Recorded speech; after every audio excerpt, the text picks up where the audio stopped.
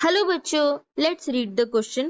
Which of the following regarding protests in general is false? Option A. Protests are always parasitic. Option B. Protests are single-celled. Option C. Protests are heterotrophic. और option D. All of the above. इस particular question में हम जो concept use करेंगे that will be features of kingdom protesta. According to R.H. Whitaker classification, जो kingdom protista था उसमें सारे यूनिसेल्यूलर यूकैरियोटिक ऑर्गेनिजम्स को इंक्लूड करा गया था, बट इस किंगडम की कभी भी डिफाइंड बाउंड्रीज सेट नहीं करी गई क्योंकि क्लेमाइडोमोनास और क्लोरेला जैसे ऑर्गेनिजम्स किसी साइंटिस्ट के लिए किंगडम प्लांटे में फिट होते थे और किसी के लिए प्रोटिस्टा में, बट हमें ये कंफर्म्ड था कि इसमें सारे यूनिसेल्यूलर यूकैरियोटिक ऑर्गेनिजम्स ही हैं। तो यूकैरियोटिक थे इसका मतलब इनके पास एक डिफाइंड न्यूक्लियस भी था एंड मेम्ब्रेन बाउंड ऑर्गेनेलीज भी प्रेजेंट थी। और इस ग्रुप के साथ जो एक one of the most important feature associated है that is they act as connecting link between animals, plants as well as fungi. अब देखते हैं ये तीनों के साथ कैसे कनेक्टिंग लिंक सेट कर पाते हैं।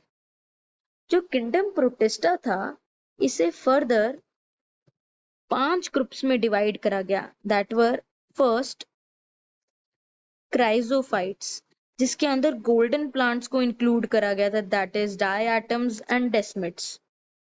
सेकंड्स डाइनोफ्लैजिलेट्स जिनके 2 फ्लैजिला होते थे that were included in dinoflagellates and they were mostly marine animals. Third euglenoids, euglenoids में जो सेल वॉल थी वो एब्सेंट थी बट इनके पास एक आउटर कवरिंग होती थी ऑफ प्रोटीन लेयर जिसको हम कहते थे पेलिकल। फोर्थ इज स्लाइम माउल्ड्स, इनके पास भी सेल वॉल एब्सेंट थी बट इनके जो स्पोर्स होते थे उनमें सेल वॉल प्रेजेंट थी और इनका स्पोर का एक डिफरेंट डिस्पर्सल मेथड था by air current. And the fifth is protozoans. जो फर्स्ट 2 ग्रुप्स थे that is chrysophytes and dinoflagellates ये दोनों शो करते थे autotrophic mode of nutrition just like plants.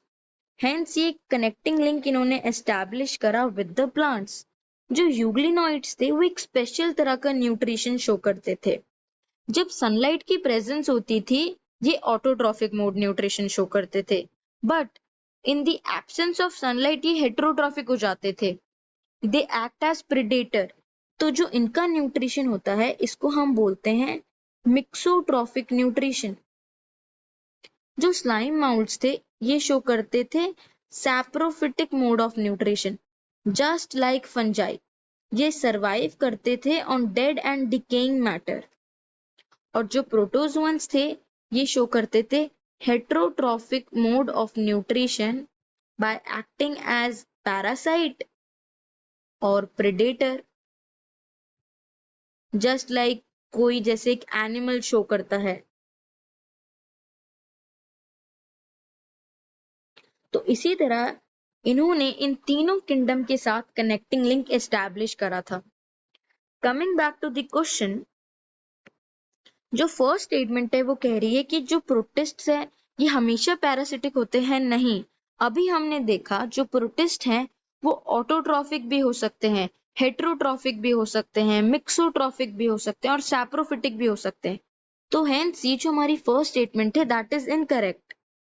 Protist are single celled, yes, जो protista kingdom था उसमें सारे यूनिसेलुलर यूकैरियोटिक ऑर्गेनिजम्स को ही इंक्लूड करा गया था। Protists are heterotrophic. Yes, this is also true. क्योंकि कुछ प्रोटिस्टा के group heterotrophic mode of nutrition show करते थे। बट अगर इधर ऑलवेज मेंशन्ड हो जाता protista always heterotrophic, that statement would have been wrong. Hence जो हमारा करेक्ट आंसर है दैट इज ऑप्शन ए, क्योंकि ये एक फॉल्स स्टेटमेंट है।